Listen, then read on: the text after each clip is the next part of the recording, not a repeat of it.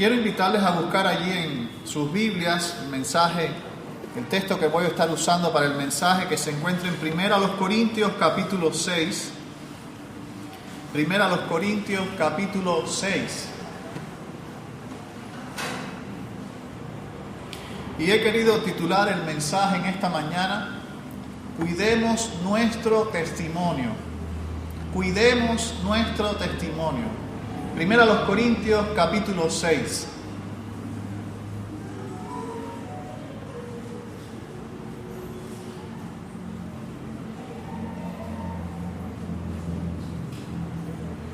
Dice allí la palabra del Señor: ¿Osa alguno de vosotros, cuando tiene algo contra otro, ir a juicio delante de los injustos y no delante de los santos? ¿O no sabéis que los santos han de juzgar al mundo? Y si el mundo ha de ser juzgado por vosotros, ¿sois indignos de juzgar cosas muy pequeñas? ¿O no sabéis que hemos de juzgar a los ángeles? ¿Cuánto más las cosas de esta vida? Si pues tenéis juicios sobre cosas de esta vida, ¿ponéis para juzgar a los que son de menor estima en la iglesia? Para avergonzaros lo digo, pues que no hay entre vosotros sabio, ni aun uno que pueda juzgar entre sus hermanos, sino que el hermano con el hermano pleitea en juicio, y esto ante los incrédulos. Así que, por cierto, es ya una falta en vosotros que tengáis pleitos entre vosotros mismos. ¿Por qué no sufrís más bien el agravio? ¿Por qué no sufrís más bien el ser defraudados?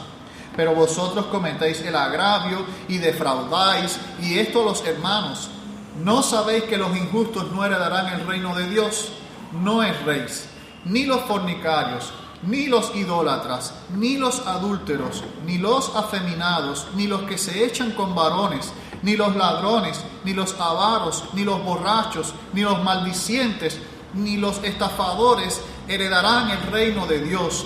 Y esto erais algunos, mas ya habéis sido lavados, ya habéis sido santificados, ya habéis sido justificados en el nombre del Señor Jesús y por el Espíritu de nuestro Dios. Todas las cosas me son lícitas, mas no todas convienen. Todas las cosas me son lícitas, mas yo no me dejaré dominar de ninguna. Las viandas para el vientre, y el vientre para las viandas. Pero tanto al uno como a las otras destruirá Dios.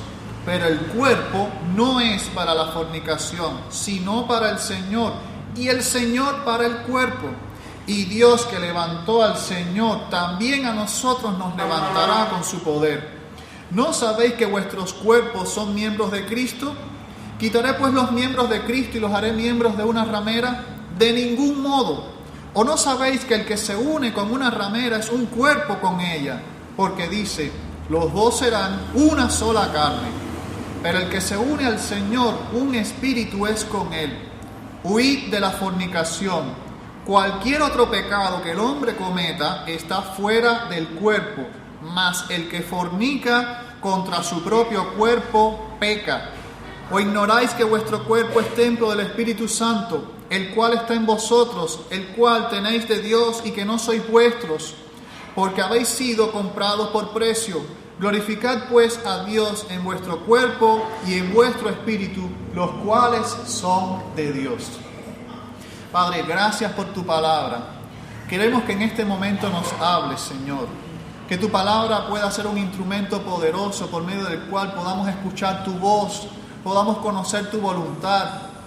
Que tenga el poder para hablar a nuestras vidas de tal manera que tengamos, Señor, que ponernos a cuentas contigo. Si hay algo que debamos confesar delante de ti, Señor, que tu palabra allí nos reprenda. Úsame con poder en esta hora. Habla a través de mis labios. Sé tú glorificado por medio de la predicación de tu palabra. En el nombre de Jesús te lo pedimos. Amén, Señor. Como bien les decía, he querido titular el mensaje en esta mañana: Cuidemos nuestro testimonio. Yo quiero que entendamos algo que es una realidad. Todas las familias tienen problemas. Todas las familias tienen problemas. A mí me da gracia que muchas veces nosotros vamos a Facebook y vemos las fotos de las familias y uno dice, qué bien se llevan ellos, chicos. Qué lindas se ven. Vaya, yo quisiera una familia así. Nadie publica en Facebook sus problemas familiares, ¿no? Pero bueno, hay gente que sí lo hace, déjenme decirlo. Es imposible que en un ambiente donde conviven personas no existan dificultades. Todas las familias tienen dificultades, todas las familias tienen crisis. No hay una familia perfecta, no hay una familia en la cual no se diga que no se discute. Hasta la iglesia, que es la familia de Dios, tiene dificultades y discrepancias internas. ¿Ok? A veces idealizamos mucho la iglesia, la familia de Dios y decimos, no, ahí todo el mundo se lleva bien. Bueno, tampoco es que nosotros nos tiramos piedras, nos matamos. Pero pueden existir discrepancias, pueden existir diferencias entre nosotros. Toda familia debe aprender a guardar sus problemas en casa, incluso la propia iglesia. No se trata de ser hipócritas, se trata de cuidar la salud emocional de la familia. Aun cuando nosotros como iglesia tengamos diferencias y tengamos problemas y podamos tener alguna que otra discusión, hermano, tenemos que saber guardar nuestros problemas en casa. La gente no tiene que estarse enterando por ahí de lo que pasa en la iglesia.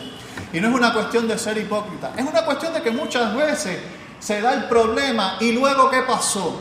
Como si nada. Por eso muchas veces lo mejor es vivir solo, sin los suegros, para que no se enteren de lo que está pasando. Porque un matrimonio tiene una discusión, se pelean y ¿qué piensan los padres? Si me la toca, tú vas a ver lo que va a pasar. Y nada, fue una discusión y a los 10 minutos, como si no hubieran discutido. ¿Verdad? Eso mismo puede pasar en la iglesia. Tenemos un problema, tenemos una pequeña desaveniencia o tenemos una confrontación, pero en la iglesia sabemos resolver nuestros problemas. No es una cuestión de hipocresía para que la gente no sepa lo malo que somos nosotros. Es una cuestión de que no queremos que las personas del mundo tengan una imagen equivocada de lo que es la familia de Dios. El no saber manejar los asuntos internos de la familia puede conllevar a la vergüenza y al descrédito. Como dice el viejo refrán, si no lo ha escuchado, se lo cuento. La ropa sucia se lava mejor en casa. Este capítulo 6 se conecta perfectamente con el pasaje del verso 12 del capítulo 5, que es el capítulo anterior, donde se habla de que no hay entre vosotros sabios alguno que pueda tomar una determinación con respecto a este asunto. Y al parecer los asuntos que estos hermanos llevaban a la corte eran asuntos cívicos y no criminales, lo cual indica que su intención era la de desacreditar al hermano en un escenario público. O sea, uno lee este capítulo y uno dice, pero ¿cómo es que esto? Que los corintios tenían problemas en la iglesia y en vez de arreglarlo en la iglesia lo que hacían era que lo llevaban a juicio y había un juez y había un abogado y todo eso. Pues sí, eso era lo que estaba ocurriendo. Además, el capítulo 6 también lidia con el tema de la vida interna del creyente. No solo es una cuestión de la imagen que se transmite a la vista de todos, sino que tiene que ver también con lo que somos cuando nadie nos está viendo. Aparentar algo que verdaderamente no somos sí es un acto de hipocresía. De modo que en este capítulo 6 no se nos habla de la importancia, de la importancia de dar una buena imagen a las personas y además de cuidar aquellas áreas que nadie ve. Esto es lo que conforma nuestro testimonio. Nuestro testimonio no es solo lo que la gente está mirando. Nuestro testimonio también es lo que la gente no está mirando. Porque muchas veces nos preocupa lo que la gente ve, ¿verdad? Lo que la gente ve y guardamos lo que no quiero que nadie se entere. Pero déjeme decirle que un testimonio, a la luz de la Biblia, es tanto lo que la gente ve como lo que la gente no ve, porque aún lo que la gente no ve, hay alguien que sí lo ve. Y me tiene que preocupar más ese que lo está viendo, que no por todos los que yo estoy preocupados que puedan ver o tener una mala imagen de mi persona. Por eso, los hijos de Dios estamos llamados a cuidar nuestro testimonio. Yo quiero que usted entienda esa verdad, que los hijos de Dios estamos llamados a cuidar nuestro testimonio. y porque en primer lugar somos herederos del reino de Dios. Tú y yo no somos cualquier cosa. Nosotros somos herederos de un reino celestial, un reino que supera las leyes de este mundo. Estamos en una condición incluso superior a los demás. Porque la Biblia, cuando se refiere a nosotros, nos llama santos. ¿Qué cosa es una persona santa? Según la palabra de Dios, una persona santa es una persona apartada para Dios. Ahora, cuando nosotros vamos a la carta de Pablo a los Corintios, nosotros encontramos que los corintios tenían muchos problemas. Tantos problemas que incluso dudaríamos de si eran verdaderos cristianos o no.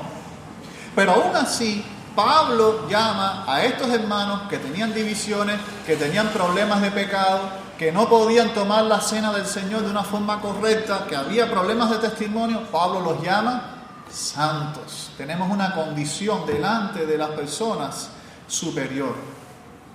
¿Y por qué digo esto? Porque imagínese usted que nosotros, estando en un estatus superior, tengamos que recurrir a personas que no están en la misma condición para que resuelvan nuestros problemas de familia. Cuando los corintios tenían un problema, ellos iban a tribunales. Esto tenía una razón también que la voy a explicar un poco más adelante.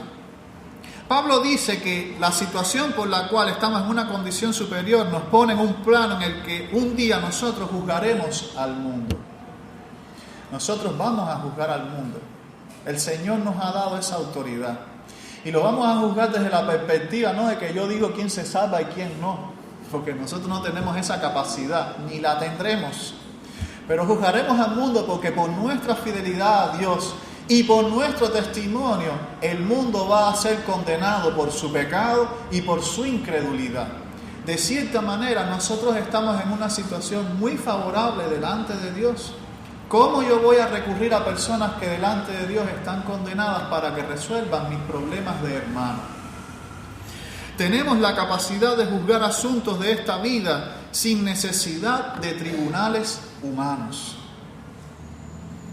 Las personas que no tienen al Señor necesitan un juez que medie o que dicte justicia en una situación que se pueda dar entre individuos. Pero nosotros los hijos de Dios tenemos que aprender a resolver nuestros problemas entre nosotros mismos. ¿Sabe por qué?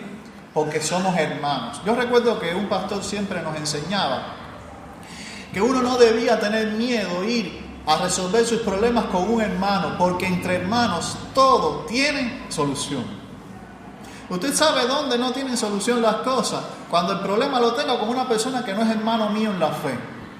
Porque esa persona nunca va a pensar en el mismo sentido que yo estoy pensando, ni lo va a mover el Espíritu de Dios a buscar una solución al problema que estamos teniendo.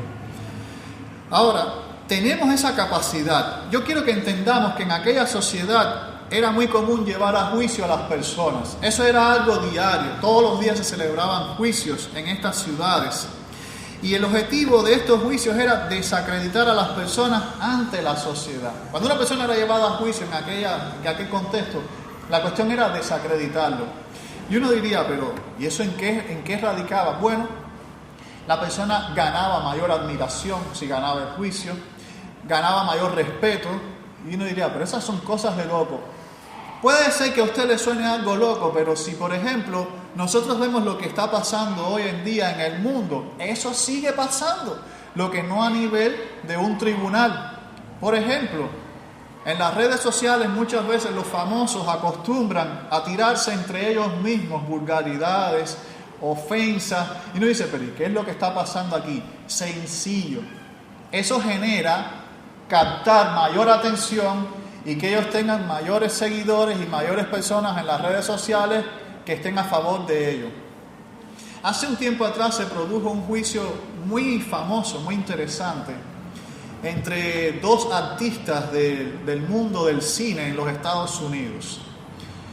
Y la mujer acusaba al esposo de que él la golpeaba. En estos momentos eso es como pecado capital.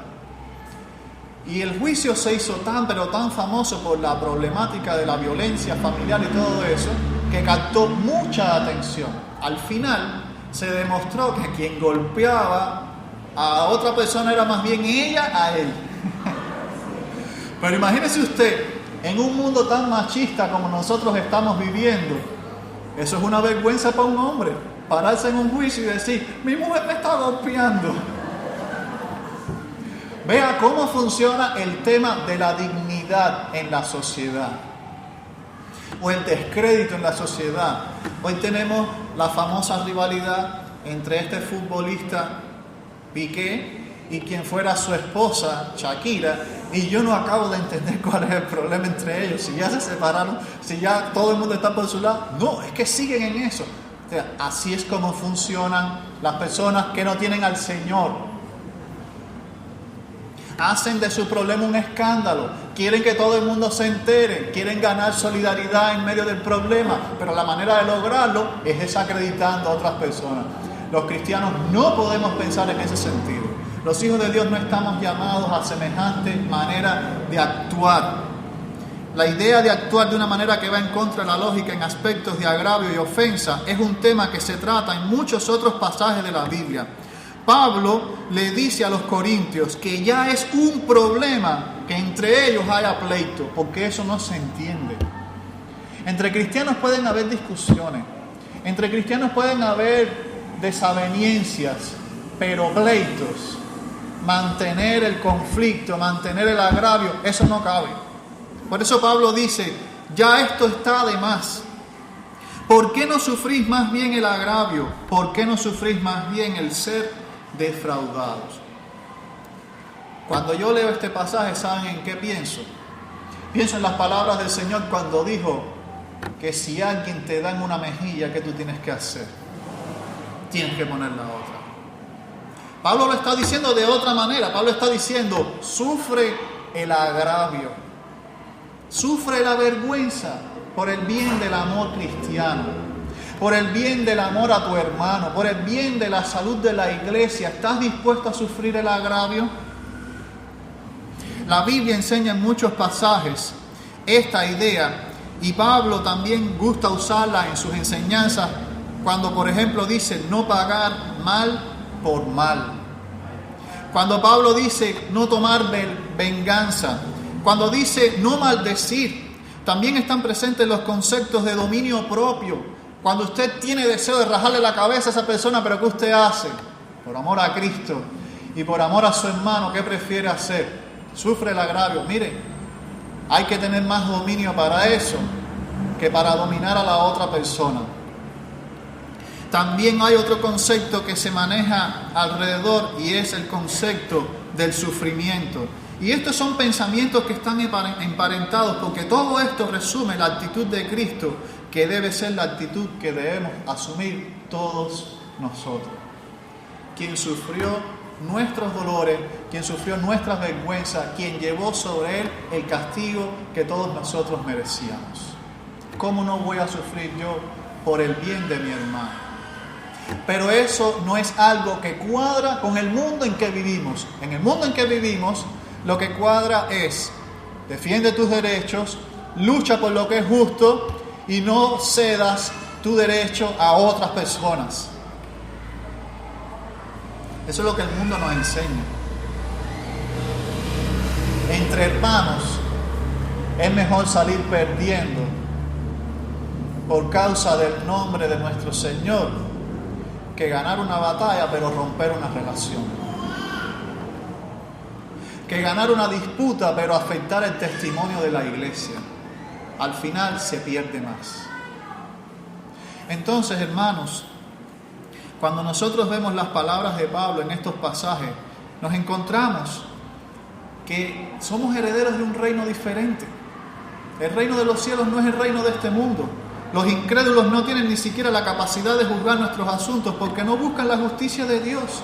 Y eso ocurre porque no tienen temor de Dios. ¿Cómo yo voy a hablar mis problemas con la familia mía que ni siquiera es cristiana? Entonces yo tuve un problema en la iglesia, tuve una discusión y llego a mi casa y digo lo que me está pasando y ¿qué estoy provocando? Estoy provocando mayor alejamiento. Estoy provocando mayor decepción en mi familia, que quizás si se estaba pensando la idea de venir a la iglesia, ahora menos que menos lo va a considerar como una opción. Cuide mucho Cuide mucho el testimonio de la iglesia, porque usted no sabe el daño que le puede estar haciendo a la gente que no tiene a Jesucristo. Y al final ese problema puede que no sea tan grave como para estarlo divulgando, y pudo haberse resuelto de la mejor forma. Ahora, las personas que no tienen al Señor no tienen temor de Dios.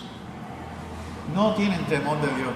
Y Pablo da una lista súper extensa de estas personas que entran en esta categoría, y de todos ellos Pablo dice: no heredarán el reino de Dios. Un reino del cual usted es heredero.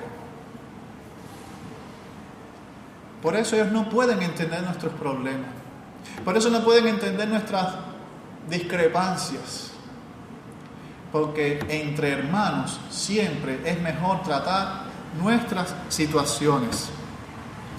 No podemos confiar nuestros asuntos a un mundo del cual hemos salido y al cual vamos a juzgar. Pablo termina diciendo ahí en el verso 11: y esto erais algunos, mas ya habéis sido lavados, ya habéis sido santificados, ya habéis sido justificados en el nombre del Señor Jesús y por el Espíritu de nuestro Dios. Puede que mucha gente, cuando esté en un conflicto, venga a justificarse con el pastor o con el líder diciendo: pero es que yo soy así. Tú podrás ser como tú quieras, pero la Biblia dice que cuando tú viniste a Cristo, el Señor te limpió, el Señor te justificó, el Señor te santificó. Así que tú no puedes seguir siendo la misma persona que eras antes de venir a Jesucristo. Si hay algún problema de carácter que te impide lidiar con los problemas de la iglesia, es necesario que pongas tu vida bajo el dominio de Jesucristo.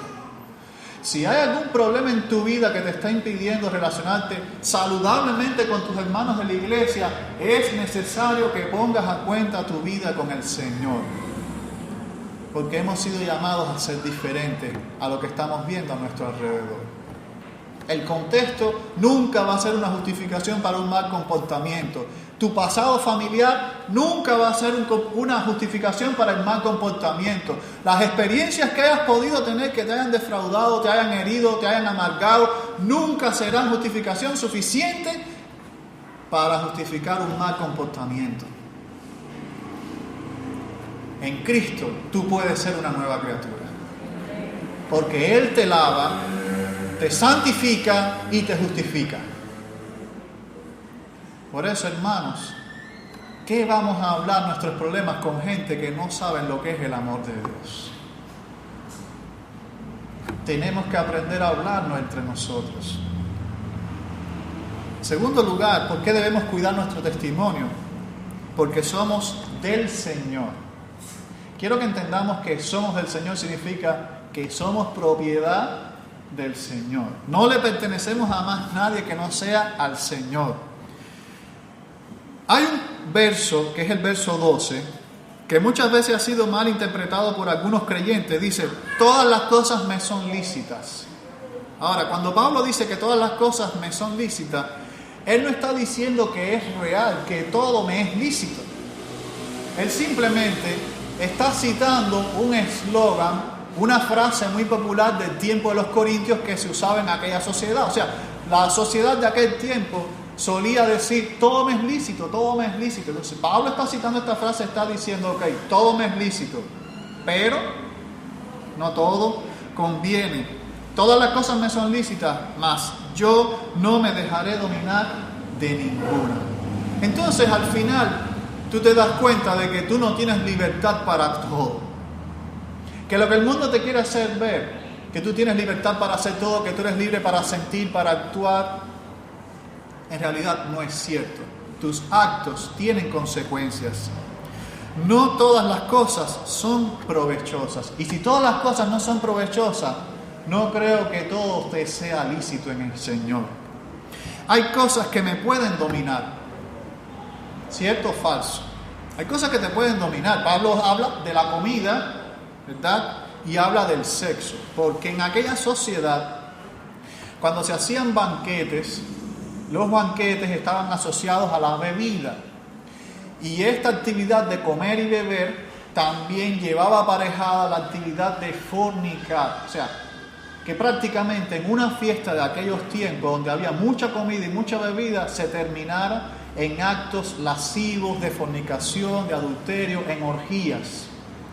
Y parece que ellos decían, bueno, mira, el vientre para las viandas para el vientre, eso al final no es un problema, por lo tanto el cuerpo para la fornicación y la fornicación para el cuerpo. ¿Y qué pasó? No pasó nada. Y Pablo dice, no, sí pasa. Porque no es lo mismo hablar en términos materiales de que tú te comes la vianda y la vianda después tú la botas, a decir que yo me acuesto con una mujer y como si me hubiera comido un plato. No es cierto. Pablo dice, hay una gran diferencia. Una gran diferencia por la cual tú no puedes decir que todo te sea permitido. De hecho, hay cosas que uno dice, ¿serán o no son pecados? ¿Sí o no? Hay cosas que tú te cuestionas, ¿serán o no son pecados? Y en su propia naturaleza tú no puedes discernir si verdaderamente es algo pecaminoso, porque la Biblia no dice, no lo hagas. Pero Pablo está dando un principio espiritual del cual debemos aprender todos los hermanos.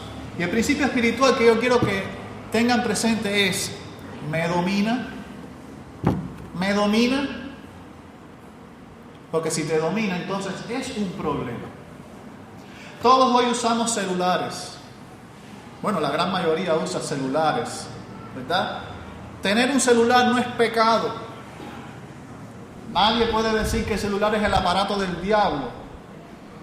Pero déjeme decirle que el celular hace y ejerce un dominio tan grande sobre las personas que a veces los aísla de sus relaciones familiares, a veces los aísla de sus compromisos sociales y a veces les hace perder de vista el verdadero propósito de Dios para sus vidas. Entonces la pregunta es, ¿me es lícito pero me conviene? ¿Me es lícito pero me domina?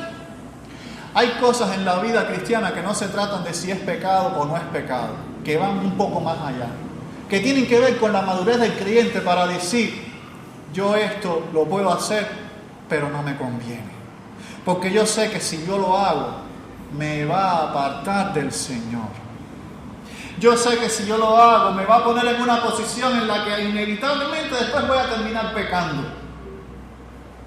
Entonces, hermano, no se trata siempre de pensar si es pecado o no. A veces se trata de pensar cuánto me aporta mi vida cristiana, cuánto me aporta mi vida espiritual esta actividad que yo estoy haciendo. Si todos tomáramos eso en cuenta a la hora de hacer un análisis de nuestra vida, de lo que estamos aprobando o lo que estamos desaprobando, todos estaríamos más cerca del Señor.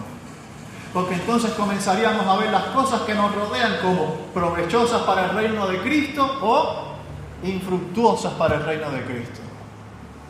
Y aquí lo que más importa, ¿sabe qué cosa es? El reino de Dios. Porque tú y yo somos ¿de quién? ¿Somos de Dios? Si somos de Dios, se supone que para el momento que Dios necesite usarnos, ¿qué debemos estar? Debemos estar disponibles. Con todos los sentidos. Aunque las cosas no sean pecados por sí mismas, si no me conviene, si me dominan, entonces consideremos que no es algo que Dios aprueba. Aunque lo pueda hacer. Mi cuerpo es templo del Espíritu de Dios. Tu cuerpo es templo del Espíritu Santo. Y eso significa que Dios mora en ti. Eso significa que la presencia de Dios está en tu vida.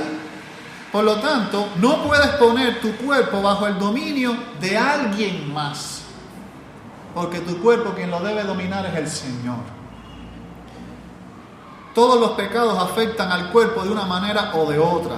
El cuerpo sufre debido a la influencia de los pecados, pero ninguno tiene el impacto que tiene la fornicación. Y este pasaje, que es el verso 18 del capítulo 6, es un pasaje muy fuerte y muy difícil. Se ha escrito mucho acerca de cuál es la explicación. Huid de la fornicación. Cualquier otro pecado que el hombre cometa está fuera del cuerpo, mas el que fornica contra su propio cuerpo peca.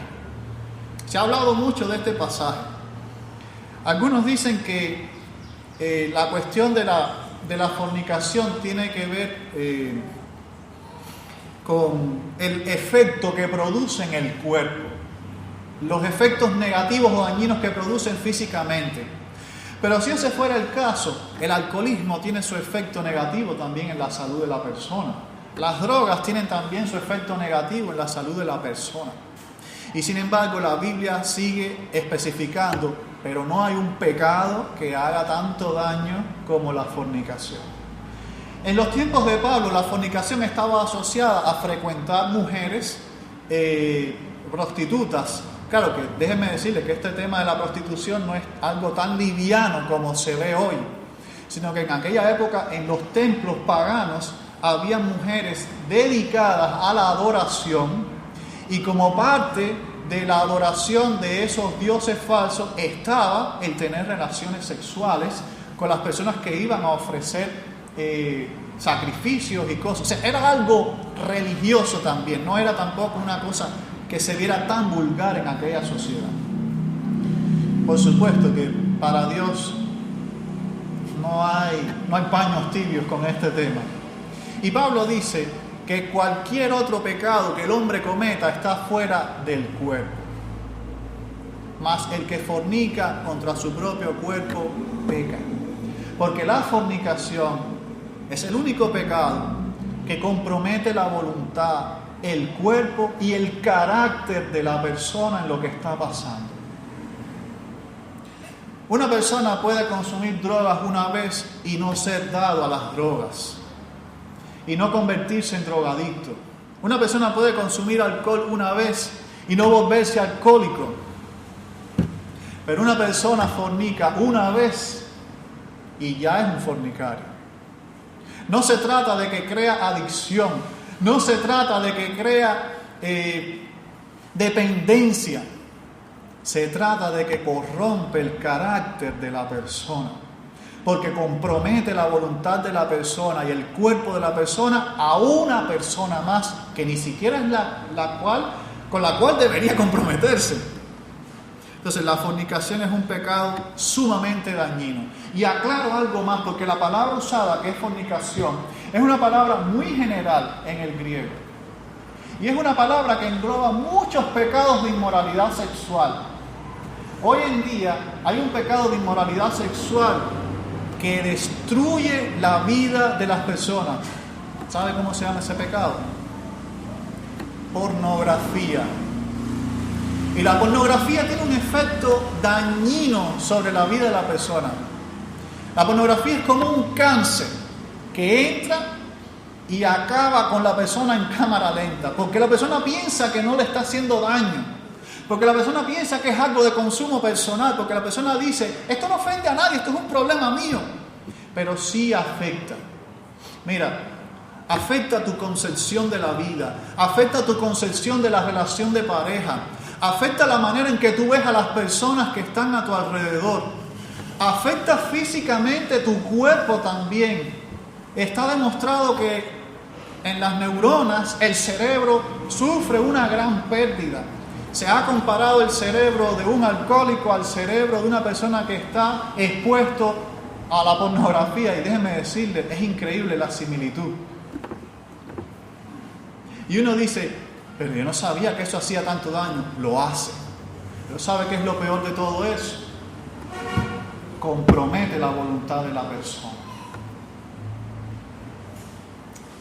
Y como es algo que uno, quien lo practica, por supuesto, lo hace en privado, donde nadie lo está mirando, porque todavía sigue siendo a los ojos de la sociedad algo vergonzoso.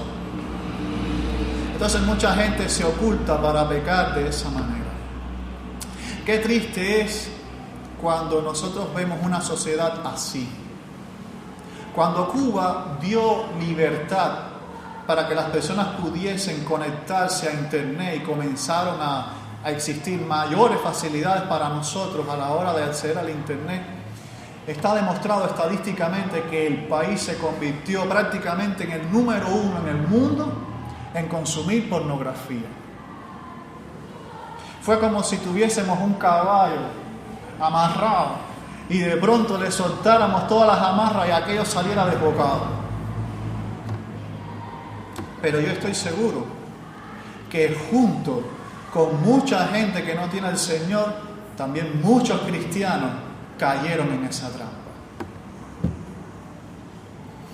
Es triste, hermano, es triste. La fornicación es darte en cuerpo y alma a una persona. ¿Y tu vida de quién es? Nuestra vida de quién es.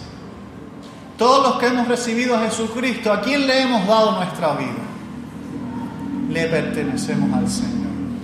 No se trata solamente de lo que la gente está mirando, se trata también de lo que Dios está mirando, porque hemos sido comprados por precio. ¿El precio de quién? El precio de Cristo, que pagó con su sangre. Él vive en mí. He sido comprado por un precio. Por tanto, yo vivo para glorificar al Señor en cuerpo y en espíritu. En aquel tiempo había una filosofía que decía: el cuerpo es malo, el espíritu es bueno. No importa lo que tú hagas, al final tu espíritu es puro. Tu espíritu es noble, nada lo va a corromper. Mentira. Somos una unidad completa. Lo que aprobemos en nuestro espíritu va a afectarnos físicamente también. Porque muchas personas que han sido entregadas a este tipo de pecado, después hemos visto los trastornos, cómo los ha afectado a ellos también físicamente. Entonces no podemos decir que si yo peco con mi cuerpo, mi espíritu se va a mantener puro, porque eso es mentira. Yo tengo que cuidarme para el Señor en cuerpo y en espíritu. Y es más, te digo, quien se cuida en su espíritu, se cuida también en su cuerpo. Porque no es una cuestión de adentro, de afuera hacia adentro, sino es una cuestión de lo que tú eres adentro, cómo se ve afuera. Porque habéis sido comprados por precio, glorificad pues a Dios en vuestro cuerpo y en vuestro espíritu, los cuales son de Dios. Nuestro testimonio tiene mucho que ver también con lo que hago cuando nadie me ve. ¿Y sabe cómo se llama eso? Eso se llama integridad. Integridad. Hermanos, tú y yo hemos sido llamados a ser libres. Cristo rompió nuestras cadenas. Cristo rompió los muros que nos separaban de Él. Cristo pagó el precio para que tú y yo fuéramos libres. No podemos, ahora que hemos sido hechos libres, volver atrás. Porque atrás no vamos a encontrar algo que verdaderamente pueda satisfacer nuestra necesidad. Como dijera el Señor, es como cuando una persona, ¿verdad? El demonio abandona la casa y la persona limpia la casa y la deja ordenada, pero la casa ¿cómo está? Está vacía. ¿Y sabe qué ocurre? El demonio anda por lugares desérticos, por lugares despoblados, y de pronto dice: voy a volver a la casa de la cual salí. Y cuando llega, se encuentra que la casa está limpia, está ordenada, y trae 7 demonios más poderosos todavía sobre esa casa. ¿Sabe qué significa eso? Bueno, en la vida real, déjeme decirle qué cosa es eso. Eso es cuando una persona sabe que está mal, y una persona quiere cambiar, y quiere ordenar su vida, y quiere hacer las cosas bien, y quiere que todo en la vida le salga bien, pero en vez de pedirle al Señor que venga a su corazón y lo cambie y lo transforme de adentro, Él empieza a ordenar por sí solo su vida. Y usted lo ve que empieza a hacer cambios y empieza a hacer ajustes y reformas. Y uno dice: oye, ¿cómo ha cambiado esa persona? Pero el Señor no está en su corazón. ¿Sabe qué va a pasar con el tiempo? Esa persona va a volver atrás. Va a volver atrás porque su vida está vacía. Pero cuando vuelva atrás, la palabra de Dios dice en la epístola de Pedro que su postrer estado va a ser peor que el primero. ¿Qué quiero decirte con esto? Lo que quiero decirte es que no puedes cambiar por ti mismo. Y que solo Cristo puede cambiar tu vida de una forma que va a ser radical. De adentro hacia afuera. Dios quiere que cuidemos nuestro testimonio, pero la garantía que tenemos de que nuestro testimonio puede ser cuidado es que Él tenga el control de nuestra vida. Y si Cristo no está en tu vida, tu testimonio tiene un gran problema. Y yo quiero pedirte en esta mañana que tú medites en tu corazón si Cristo está en el centro de tu corazón. Yo quiero pedirte en esta mañana que tú comiences a meditar y a darte cuenta si has estado luchando con tus propias fuerzas, con vicios, con cosas que no te han dejado avanzar. Porque quiero decirte que la respuesta es que Cristo no tiene el control de tu vida. Que tú quieres seguir controlando ciertas áreas de tu corazón, que quieres seguir siendo el que manda, que quieres seguir confiando en tus propias fuerzas para decir, yo puedo, no necesito a Dios. Eso es mentira. Yo quiero que tú te unas a Cristo para que seas un cuerpo con Él. Para que no solamente sean tus buenas intenciones, para que sea toda tu vida transformada por el poder del Espíritu Santo. Si hay alguien en esta mañana que aún siente que está luchando con cosas que no puede dejar, que aún está luchando con cosas que lo dominan, que aún está peleando una batalla que no sabe cuándo se va a terminar, yo quiero decirte en esta mañana que la solución es Jesucristo. Y que el único que puede zafar esas cadenas y derrumbar esos muros y darte verdadera libertad es el Señor. Que lo vas a intentar muchas veces por tu cuenta, pero vas a fracasar, porque no tienes el poder para hacerlo. Pero el Espíritu de Dios es poderoso. Y Él es el único que puede transformar de adentro hacia afuera.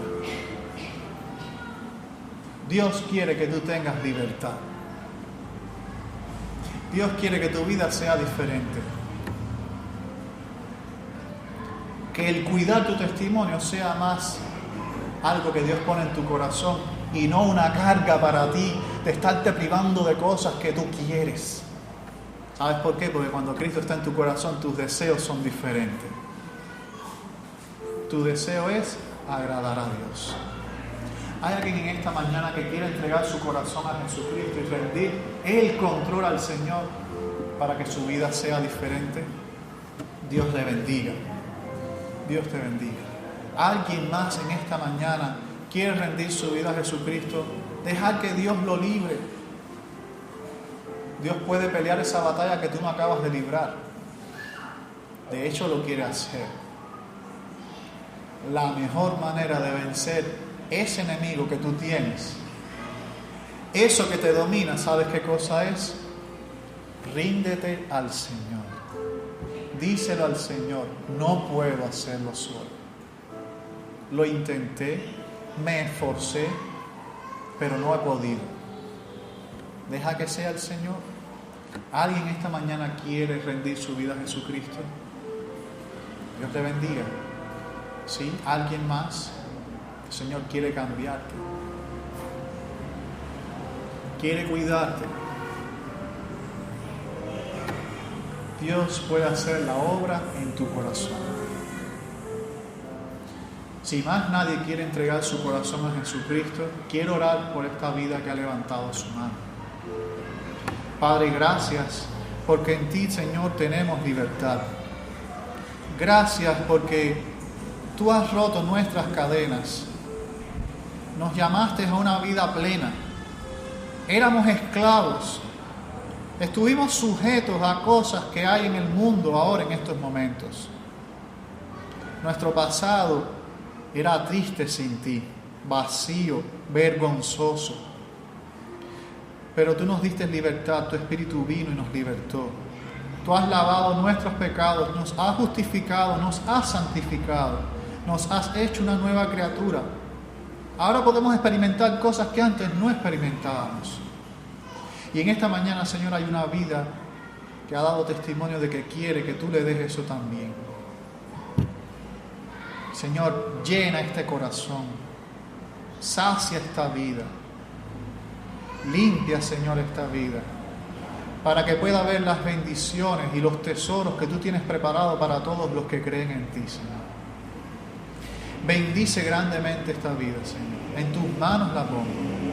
Así también te pido por todos aquellos, Señor, que hoy están luchando con cosas que a ti no te agradan.